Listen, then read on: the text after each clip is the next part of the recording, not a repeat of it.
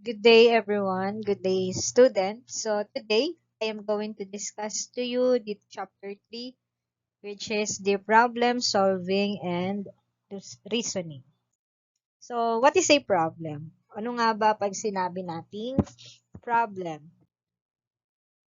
So, the word problem may have different meanings depending on context. So, in English, a problem is any question or matter involving doubt, uncertainty, or difficulty, or a question proposed for solutions or discussion. But in mathematics, a problem is a statement requiring a solution, usually by means of a mathematical operation or geometric construction. So, since ang focus ng ating discussion ngayon ay in mathematics.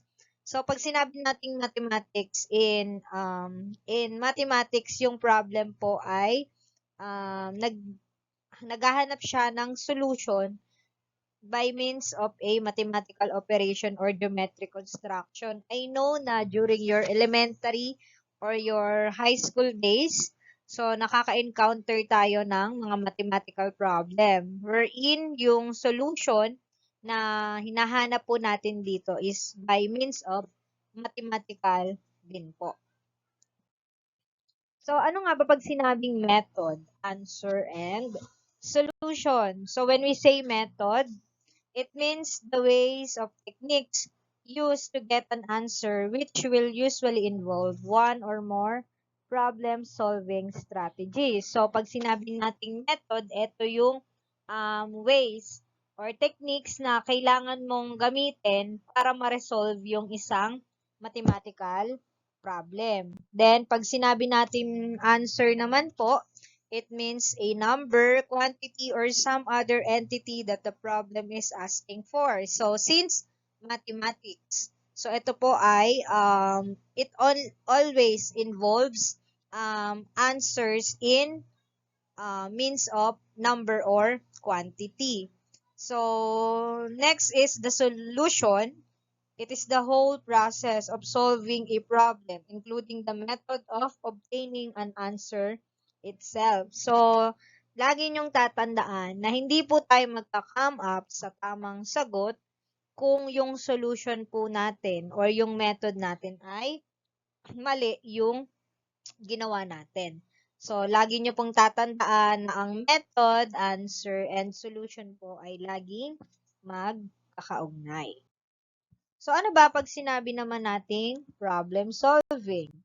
So, when we say problem solving, it is about resolving problems. So, it is finding solution and not just answer to problems. So, it is a mathematical process where one uses his or her skills creatively in new situations.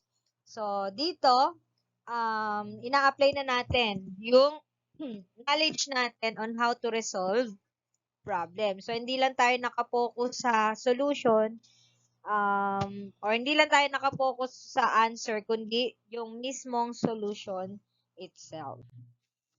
So, it's a process of an ongoing activity in which we take what we know to discover and what we don't know. So, it involves overcoming obstacles by generating hypotheses or by assumptions, testing those predictions, and arriving at satisfactory situation. So, in problem solving, always remember, kailangan nating makadiscover ng mga bagay na hindi natin alam.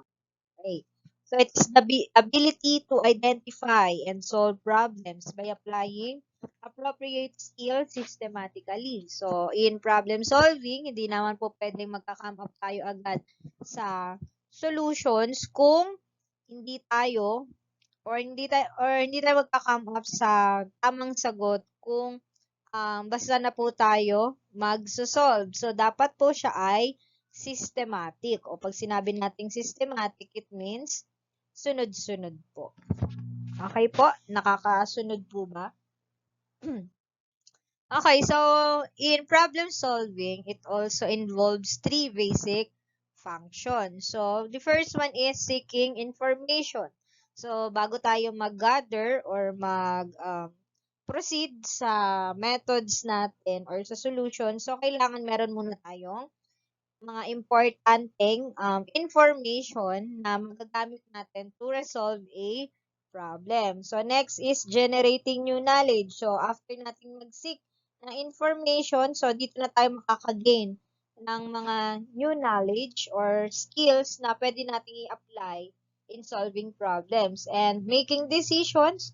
So, dito na papasok yung ano ba yung mga method or strategies na kailangan nating i-apply for us to fully resolve the mathematical problem. So, yan po yung three basic functions na kailangan nating tandaan that is involved in problem solving. Okay. So, ano nga ba yung importance ng problem solving? So, the first one is develop confidence in their ability to solve problems. Kasi tayo, commonly, sa atin, pag makakita tayo ng mathematical problem, una tayong natatakot.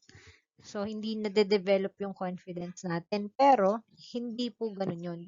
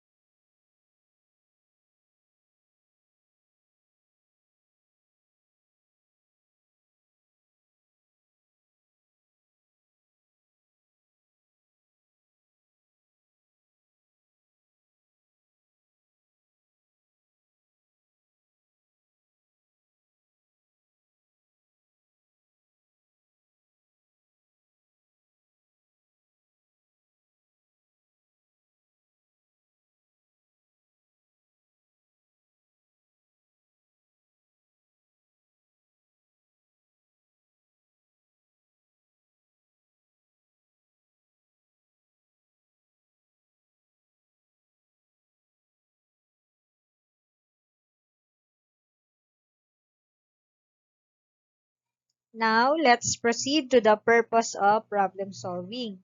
So, apply their understandings of numbers, of the relationship between numbers and of different computational methods. Measure in order to answer the questions such as how long, how much, and how big. Commonly, ito po yung laging hinahanap in mathematical problems. So, analyze and describe geometric shapes and figures, location, and movement. So, in problem solving po, napakahalaga ng analysis. So, kailangan na-analyze muna nating mabuti kung ano ba yung hinahanap, ano ba yung kailangan para masagot natin yung problem solving na kailangan nating sagutin. Okay po? We will also analyze patterns and make predictions from patterns. We will also collect, organize, and analyze data. Okay. So, meron tayong 4 steps in problem solving. But I know, during your elementary days, so meron tayong 5 or 6 na step na sinusunod in problem solving, such as what is asked, ano ba yung hinahanap, ano yung kailangan nating i-resolve doon sa problem. So, what are the given? So, ano ba yung mga given numbers or quantity na involved doon sa problem. We will also need the operation. So, operation to be used. Ano ba yung operation na gagamitin natin? Kung ito ba ay through the use of addition, subtraction, multiplication, or division. So, kasama rin ang number sentence. Solve for the value of n. So, di ba? Lagi po yung ganon. And, yung last natin ay yung solution natin at yung answer. So, yun yung mga steps na nakasanayan natin during our elementary days. Pero, sa part na to, focus lang po tayo sa 4 steps in problem solving. So, one of the foremost recent mathematicians to make a study of problem solving was George Polya from 1877 up to 1985. He was born in Hungary and moved to the United States in 1940. So the basic problem-solving strategy that Polya advocated consisted of the following 4 steps. So, ito po yung 4 steps in problem solving. So, we have the understand the problem, devise a plan, carry out the plan, and look back. So, the first one is understand the problem, or C. Make sure you understand what the question is asking and what information will be used to solve the problem. So, unang pinakakailangan po, kailangan na iintindihan natin yung question. Kung ano ba yung hinahanap. At ano ba yung mga information na kailangan nating gamitin para ma-resolve yung problem. Kasi kapag una pa lang po, hindi na natin naintindihan kung ano ba yung hinahanap, kung ano ba yung kailangan nating isolve, ay medyo mahihirapan po tayong isolve yung mathematical problem. So, the next one is devise a plan. So, ito na yung plan mismo. So, figure out what method you will use to solve the problem. So, dito na yung method na kailanganin natin para ma-resolve natin yung mathematical problem. Next is carry out the plan or do. So, this is where you solve the equation you came up within your devise a plan step. So, eto na.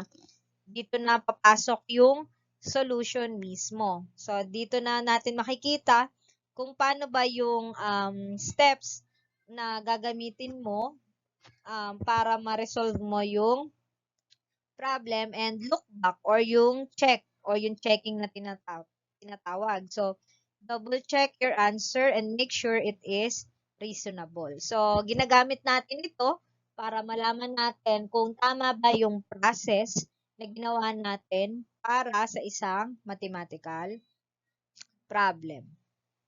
Okay, so let's see this example. One number is 3 less than another number. The sum of the two numbers is 177. Find each number. So, we will use the 4 steps in problem solving. Okay. So, we are looking for two numbers, and since we can write the one number in terms of another number, so we will let x. So, yung x po, siya yung another number.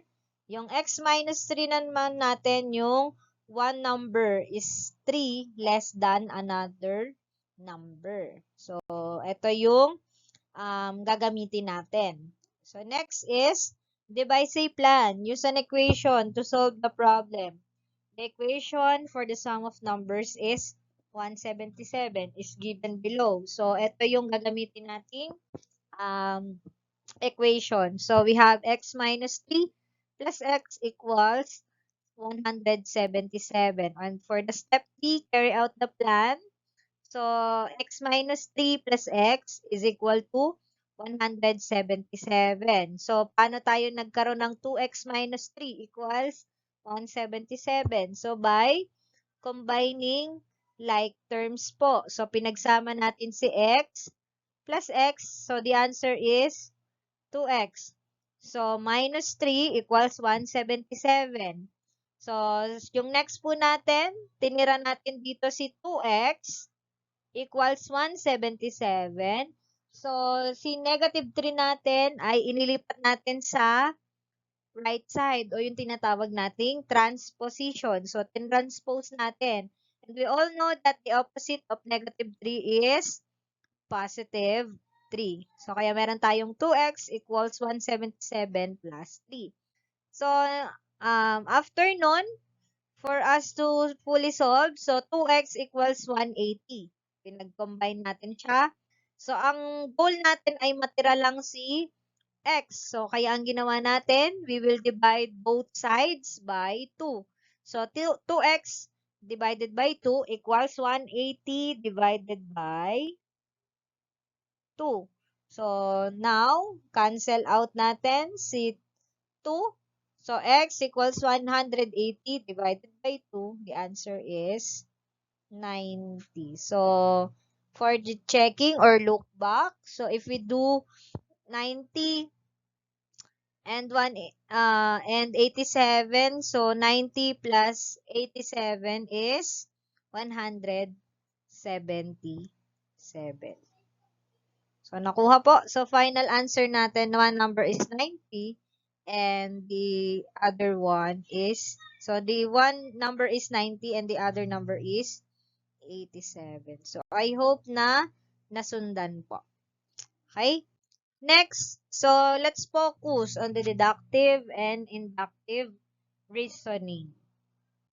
Okay, let's discuss what is inductive reasoning. So, when we say inductive reasoning, it's a process that uses our knowledge in making a general inference about unfamiliar occurrences based on observations and patterns. So it is using specific examples to make a general rule. So para po mas madali nating maintindihan, ang inductive reasoning po ay laging nag-uumpisa muna sa specific example bago yung general rule. So, para mas maintindihan po natin, let's look for the example.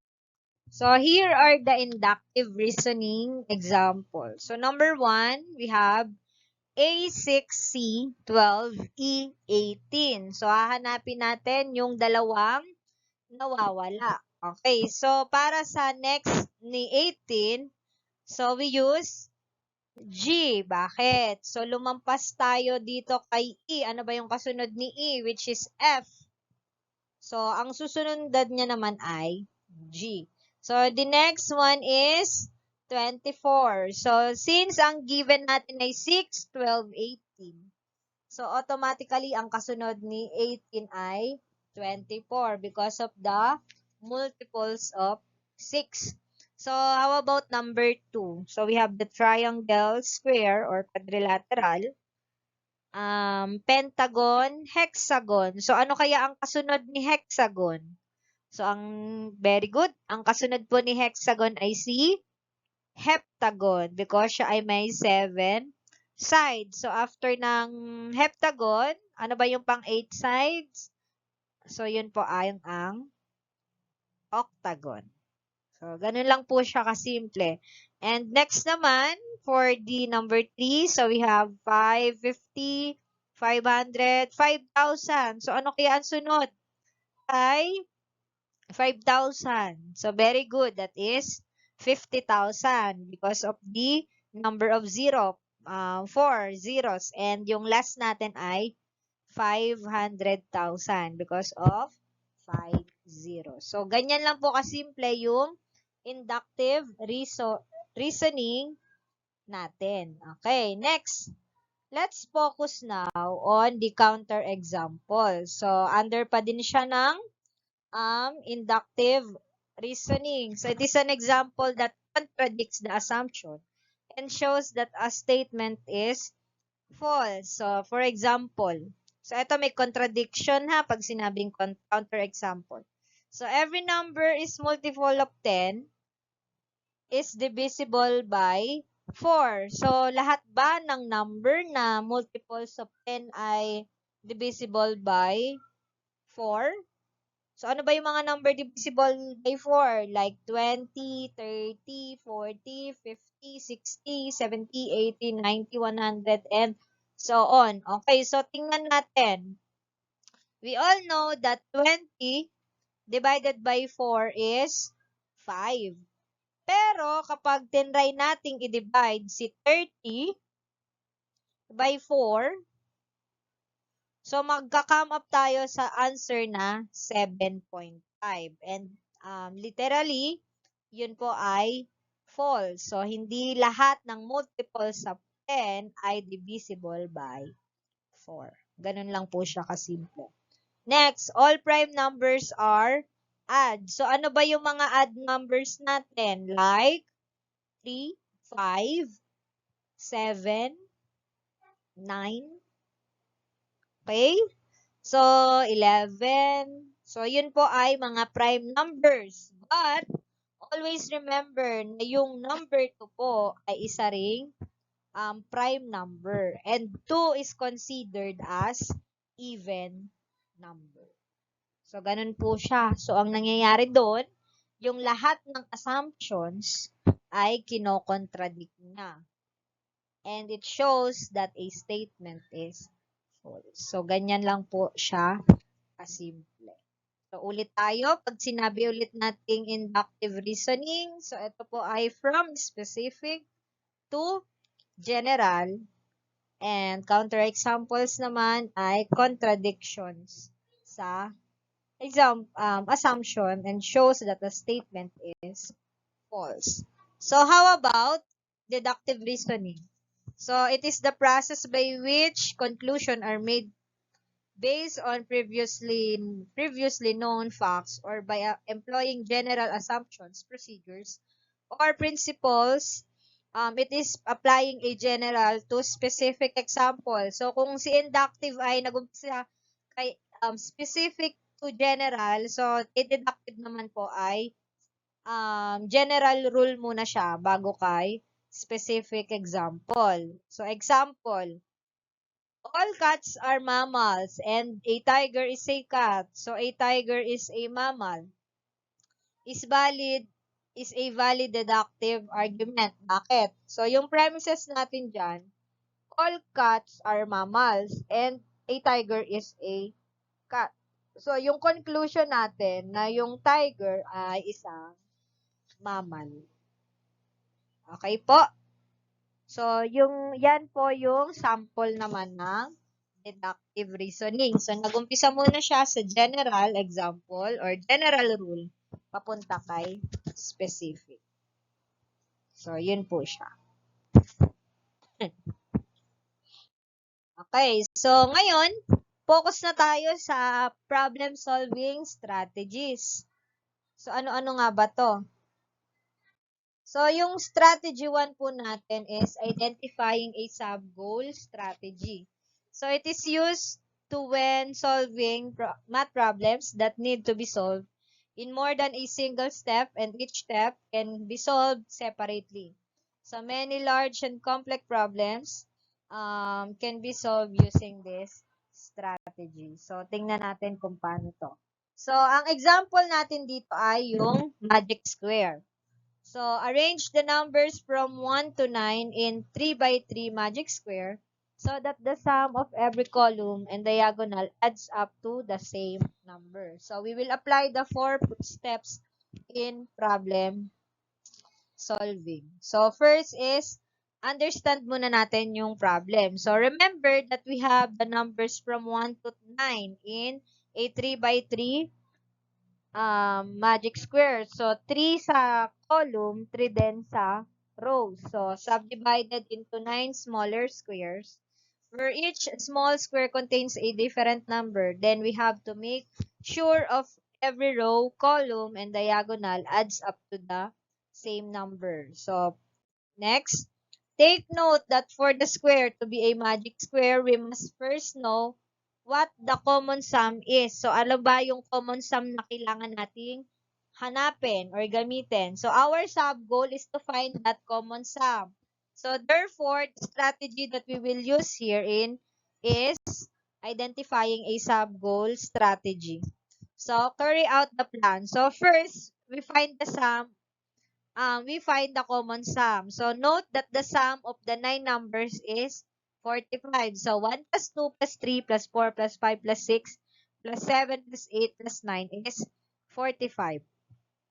So, ang next na gagawin natin ay hanapin na yung common sum by dividing the sum of 9 numbers. So, 45 divided by 3. So, ang nakuha natin ay 15 as yung common sum. So, gamit na tayo ng magic square. So, ang pinaka-gitna natin na gagamitin dyan ay si 5. So, kumbaga 15 divided by 3 is 5. So, pwede tayo mag-trial and error dito.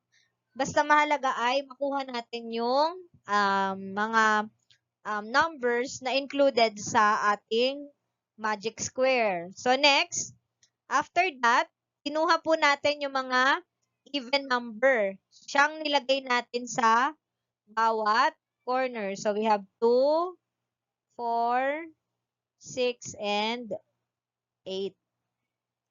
So, after nun, kinuha natin or nilagay naman natin yung ating mga odd numbers like 7, 9, 3, 1. So, dito, pwede tayong, kagaya nga ng sabi ko, pwede tayong mag-trial and error. Basta, ang pinakamahalaga po dyan ay makuha natin yung common sum na 15. And last, combine natin sila, aalamin natin ngayon kung tama ba na dapat in each row or in each diagonal or in each column, dapat ang common sum na makuha natin ay si 15. Okay, tingnan po natin. So, we have to check if our answer is reasonable. So, para sa column natin, so 2 plus 7 plus 6 is 15. So, 9 plus 5 equals 14 plus 1, that is 15. So, 4 plus 3 plus 8 equals 15. So, para sa column natin, we have 2 plus 9 plus 4 equals 15. 7 plus 5 plus 3 equals 15. 6 plus 1 plus 8 equals, 18. Sorry, that is 15 po. Sorry. 15 po siya. Yan. Okay, typo lang po siya. So, kasi 6 plus 1 is 7 plus 8 equals 15. So, 2 plus 5 is 7 plus 8, that is 15 sa diagonals natin. And 6 plus 5 equals 11 plus 4 equals 15. So, magsasabi natin na tama yung ating sagot. Okay, next. Making a table strategy para sa strategy 2. So, students can use to solve mathematical word problems by writing the information in a more organized format. So, this problem solving strategy allows your students to discover relationship and patterns among data. It encourages students to organize informations in a logical way and to look critically at the data to find patterns and develop a solution. So, gagamit tayo dito ng table. Okay, so the following are steps in making a table. So, set up the table with the correct label. Enter known data into the table. Look for a pattern and extend the table and find the answer in the table. So, tingnan natin yung example. So, si Joy takes up jogging as her form of exercise. She jogs daily in their barangay auditorium. On the first week, she jogs 15 minutes per day. On the second week, she jogs 20 minutes per day. So, each week po ay nag-i-increase si Joy ng 5 minutes per day. So, if she jogs 6 days in each week, what will be her total jogging time on the 6th week? So, we will also apply the 4 steps in problem solving. So, una, understand natin yung problem. So, alam naman natin na yung first week na nag-jog si Joy ay 15 minutes per day for 6 days. And on the second week, she jogs 20 minutes per day for 6 days. So, we will also know that in each week, so, nag-increase po siya ng 5 minutes per day at nagja-jogging siya ng 6 days per week. So, ang aim natin dito ay hanapin yung kanyang total jogging time sa loob ng 6th week.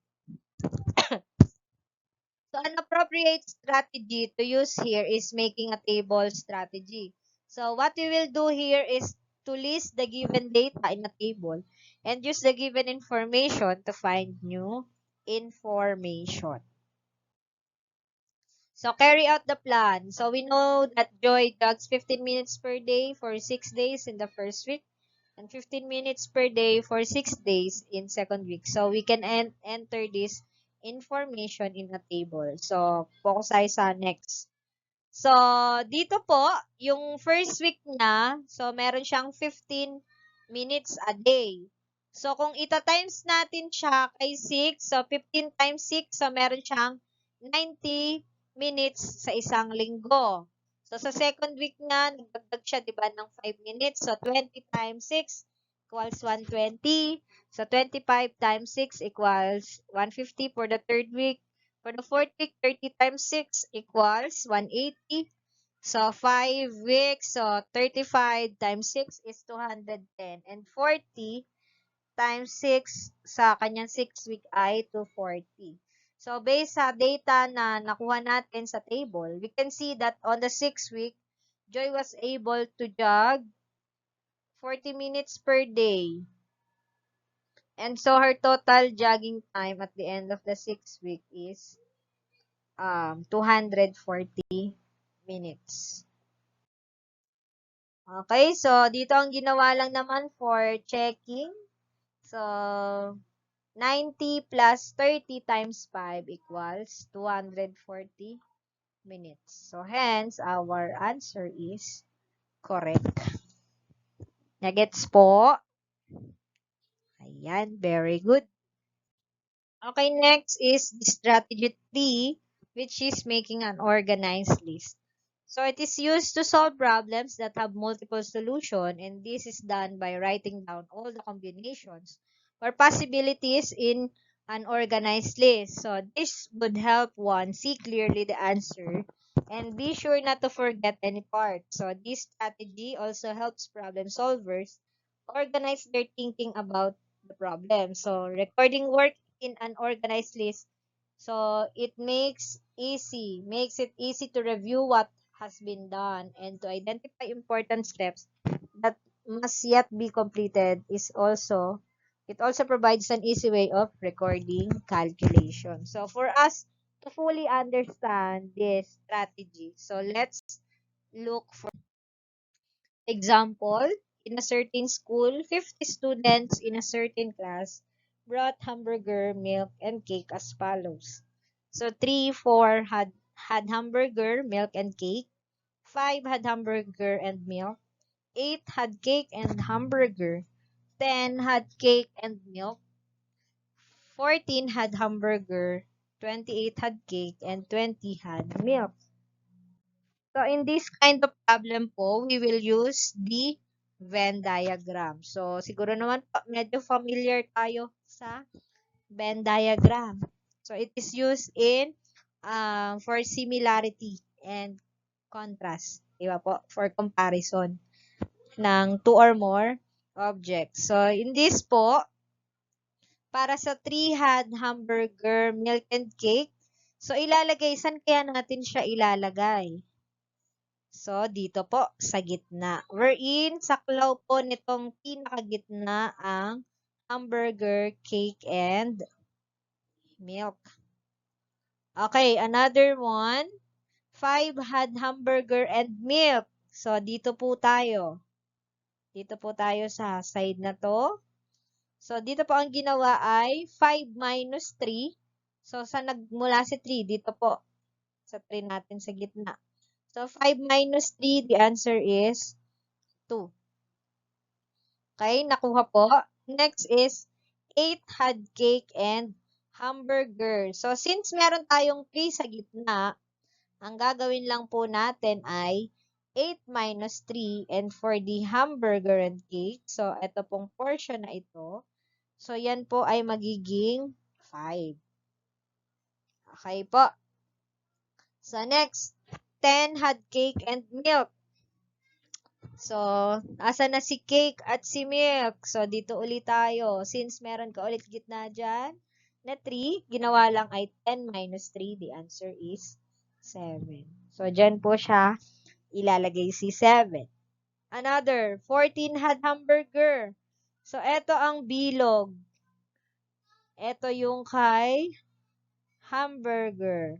So, ano pong mangyayari dyan? So, mangyayari, so, add muna natin si 5 plus 3 plus 2. So, the answer is 10. Saka natin i-minus kay 14. Kaya, 14 minus 10, the answer is 4.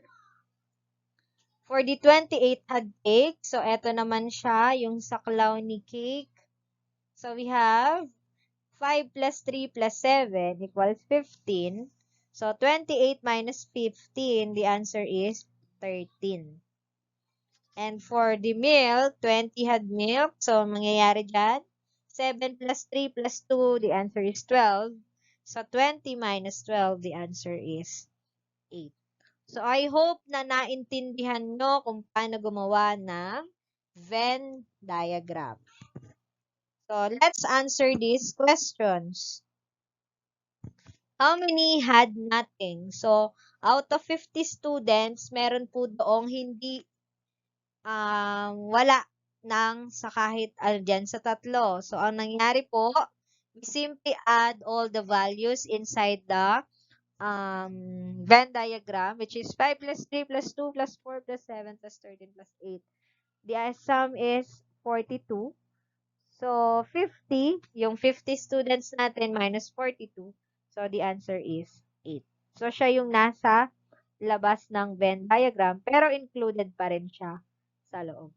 Okay, nakuha po ng box.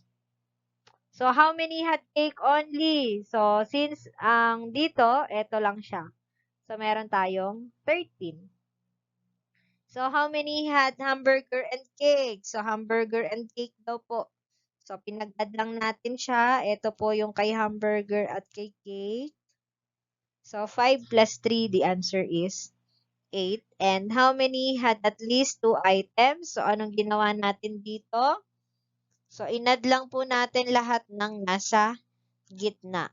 So, 5 plus 3 plus 2 plus 7, the answer is 17. So, ganyan po mag-construct or maglagay ng value or data sa loob ng Venn diagram. So, ito ay making an organized list. So, nakita natin kung gaano kadali madali makapagsagot ng questions kung tayo ay gagamit ng Venn diagram kasi naka-organize siya. Okay po? Next. For the strategy number 4, eliminating possibilities. So, ito ay strategy in which students remove the possible answers until the correct answer remains. So, this strategy can be used to solve basic or simple math problems or logic problems. So, example, Wally asked Joy how old she was. Joy said to him that she would give him 4 clues and see if he would guess her age. So, Joy wrote down the clues and let Wally make guess. So, ito yung guess natin. My age is between 18 and 35. My age is multiple by 3. The age is an odd number. Sorry. The digits of my age are repeated. So, aalamin natin kung ilang taon si Joy. So, we will solve this using the 4 steps in problem solving. So, the problem is telling us that Wally has to guess Joy's age, and to be able to guess her age, he needs to use the different conditions given. So devise a planned strategy eliminating the possibilities will be used because it is the most suitable strategy and it can be used together with the making a table or making an organized list strategy. So, carry out the plan or do. So, yung clue 1 natin, first clue natin, Joy age is between 18 and 35. So, we can list all the numbers between 18 and 35. So, when we say between in math, we mean the numbers excluding the boundaries. So, ibig sabihin, hindi na po kasama si 18 at si 35. Okay? So, mag-umpisa tayo kay 19 papunta kay 34. O, clue number 2. Ang clue number 2 ay age is multiple of 3. Hence, we need to remove from the list all those that are not multiples of 3. So, ano ba yung mga multiples of 3 natin? We have 21, 24, 27, 30, and 33. Next, among the 5 numbers left in the list only odd numbers are 21, 27, and 33. So, the digits for clue number 4 of my age are repeated. So, ano lang ba dyan yung nirepeat? So, yun ay si digit 33. So, hence, the age of Joy is 33. For look back, so, my age is between 18 and 35. So, si 33 lang po yung nakasatisfy ng lahat ng condition. My age is multiple of by 3. 33 divided by 3, di ba po, ay 11. So my age is an odd number and 33 is an odd number. And the digits of my age are repeated and 33 is a repeated digit. Okay, nakuha po ba? Now, let's proceed to the fifth strategy, which is the writing an equation and using a variable. So it is a strategy that's done by translating word problems to mathematical statements using any letter that would represent the unknown in the problem. So mostly ito po ay applicable in algebra. Okay, so let's now proceed to our example. Example, find two numbers whose product is 192 and whose sum is 28. So, ngayon, gagawa po tayo dito ng equation. So, for the product of the numbers, so we will use x times y equals 192. So, yung x and y natin, yung ginamit nating variable. And para sa sum of the numbers, so we have x plus y equals 28. Okay? So, for our solution, so x times 1 equals 192 and x plus y, yan po yung ating equals 28. Yan po yung ating magiging equation. So, we can express one variable in terms of the other using the sum equation. Let's solve muna for the value of y. So, ito po yung equation natin na ginamit. So, paano tayo nag-come up dito? So, ang goal natin ay matira si y. So, yung y natin, so siya yung matitira sa left side. So, we have equals, so si 28. So, ang ginawa ulit natin kay x po ay tinranspose natin sa from left to right. So, kaya siya ay naging negative x.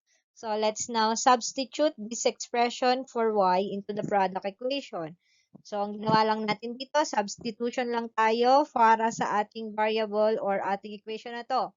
So, we have x multiplied by, so yung value ng y natin, which is 28 minus x, is equal to 192. So, by solving, so we use the distribution property or distributive property rather. So, we have x times 28, kaya tayo merong 28x, and x multiplied by negative x is equal to negative x squared equals 192. So, ang gagawin natin dito, magre-rearrange tayo ng equation. So, paano tayo nag-come up po dito? So, by factor natin siya kay both sides, pinactor po natin yan kay negative 1. Okay, so nangyari, so 28 multiplied, or dito muna tayo kay negative x squared. So negative x squared multiplied by positive or negative 1. So the answer is negative times negative, the answer is positive x squared.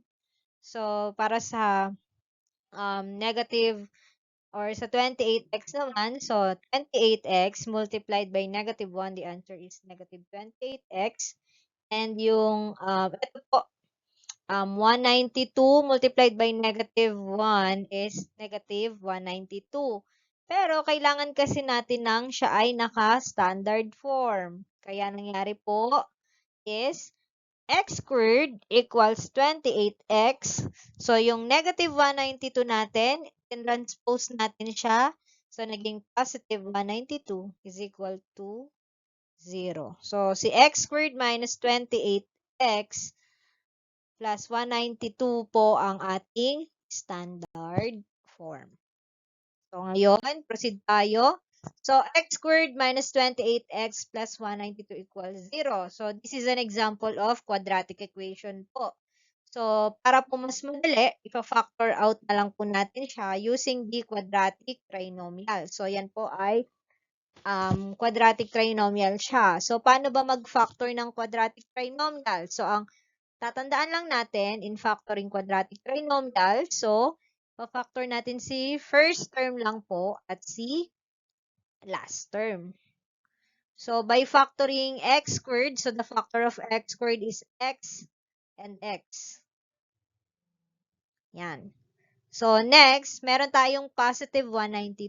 So, hahanap tayo ng two numbers na ang ang product niya ay 192. Pero, pag pinag-add natin siya, the answer ay yung nasa gitna, which is negative 28x. So, what are the factors of 192? So, we have 16 and 12. So, 16 times 12 equals 192. Since po, ang nasa gitna natin ay negative, so, ang nangyari po dyan, we all know that in adding integers, so, negative plus negative, the answer po lagi ay negative. Kaya, negative 16 minus 12 or negative 16 plus negative 12, the answer is negative 28. Nakuha po? So, kahit gamitin po natin dito yung FOIL method. So, magkakama pa rin po tayo sa answer na x squared minus 28x plus 192. So we can say now that the numbers that we need are 16 and 12. So let's check kung tama yung sagot natin. Let's apply the two numbers in the given equation. So x times y po natin is 192. So 16 times 12, the answer is 192. And x plus y equals 28. So 16 plus 12 equals 28. So our answer is correct. Okay, nasundan po. So now, for the strategy 6, looking for a pattern strategy. So we will look for the patterns in the data in order to solve the problem. For our example, so find the next three terms in the given sequence for 8, 2, 5, 8, 11. So, ano yung tatlong kasunod niya? And yung 1, 5, 9, 13, 17. So, for the solutions, we will apply the 4 steps in problem solving. So, in the given sequence, we need to find the pattern based on the given terms, and then we will use it to find the next three terms. So, the strategy that is appropriate for the problems is looking for a pattern strategy. What we will do here is to see whether the terms are increasing or decreasing and by how many units. So, for A, if we are examining the terms in the given sequence, we'll notice that each term increases by 3. So, if this pattern continues the next 3 terms in the sequence would be, so, di ba, 11 yung last. So, 11 plus 3 equals 14. So, 14 plus 3 equals 17. And 17 plus 3 equals 20. So, hence, the next three terms in the sequence are 14, 17, and 20. Next, for letter B. So, in this sequence, it seems that the second term is 4 greater than the first term. Same is true for the third term, the fourth term, and so on. If this pattern continues, so the next three terms in the sequence would be, so, ano yung end niya? So,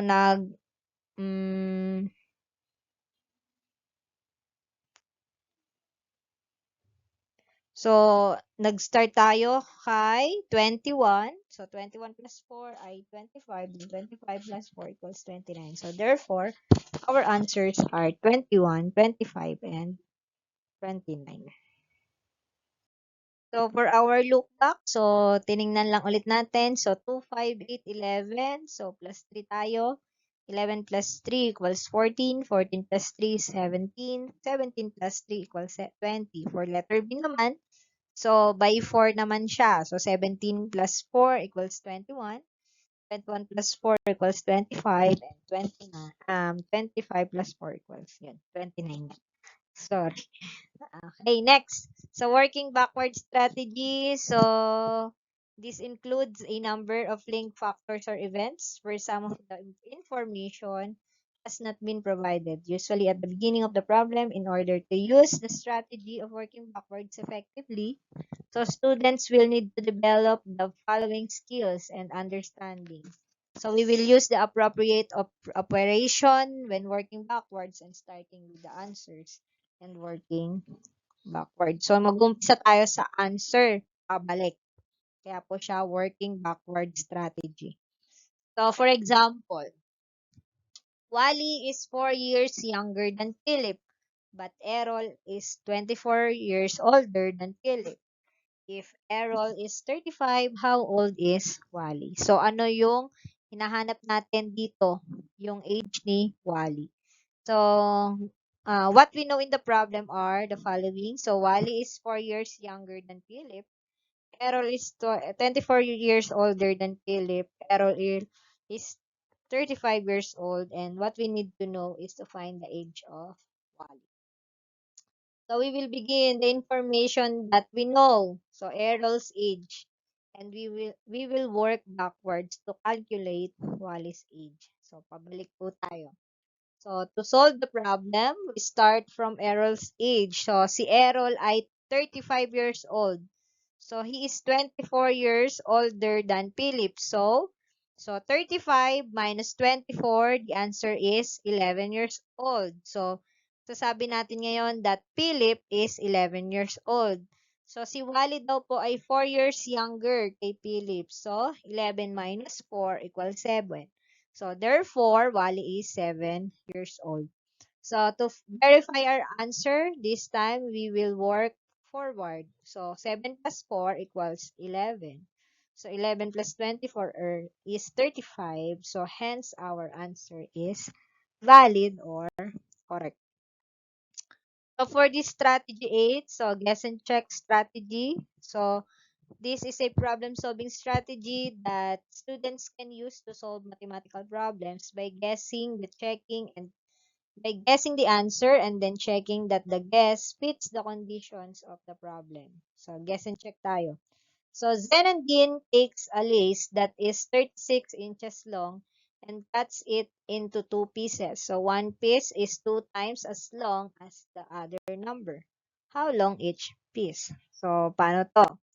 So, what we know in the problem are one number is 2 times daw other the number. And their sum is 36. So, what we need to know is to find the two numbers that sum up to 36. So, pwede tayong mag-trial and error po dito. So, we will guess two random numbers, one two bigger times bigger than the other number and find the sum. If the sum is too small, we guess larger numbers. And if the sum is too large, we guess smaller numbers. Then, we see if any patterns develop from our guesses. So, carry out the plan. So, yung guess 1 dito, una, ginamit na ay 10 and 20. So, 10 plus 20 is 30 inches. So, siya ay masyadong maliit. So, 11 and 22. So, 11 plus 22 is 33 inches. So, it's still too small. So, 13 and 26 daw. So, 13 plus 26, the answer is 39 inches. So, that is too big. So, 12 and 24. So, 12 plus 24 is 36 inches. That is correct. So, therefore, the pieces are 12 inches and 24 inches long. So, to verify your answer, 12 plus 24 equals 36. So, the pieces of lace add up to 36 inches. So, 24 equals 2 times 12. So, one piece is 2 times the length of the other piece. So, yun po. Kasi 2 times 12, the answer is 24. And yung strategy number 9 natin, solve a similar but simpler problem. So it's something that mathematicians do all the time. They get good at identifying ways to make a problem simpler and applying what they learn from the simpler problem to give them insight into whatever they're trying to figure out. So Jody walks from her house 3 blocks west and 4 blocks north to the bake shop. She then walks 4 blocks west and 6 blocks north to the mall. How far away Josie's house from the mall? So, ito po madali lang. So, ang ginawa lang dito ay through addition.